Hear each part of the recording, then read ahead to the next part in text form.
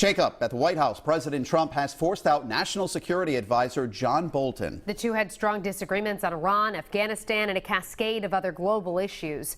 The president made the announcement on Twitter this morning, saying, quote, "I informed John Bolton last night that his services are no longer needed at the White House. I disagreed strongly with many of his suggestions, as did others in the administration, and therefore I asked John for his resignation, which was given to me this morning.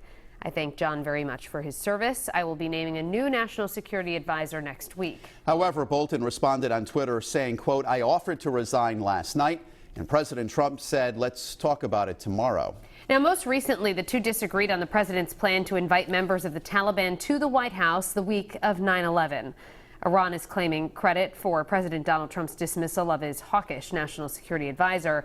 And an advisor to President Hassan Rouhani is claiming Bolton's departure was the result of Iran's resistance to Trump's maximum pressure campaign. And new tonight, Eyewitness News analyst Lieutenant General Reginald Centracchio says he believes it's a matter of disagreements being aired in public. And when you have an opinion, you can share that opinion, and that's welcome by any leader, and specifically the President of the United States. But when you disagree with him openly, that's a different story. So I do believe that the President has the right to select a cabinet that he's comfortable with. It will make the decisions that on behalf of whatever agenda he might have. And this is an example of when you make a decision that is different from the President of the United States, there's a price to pay, there's a consequence.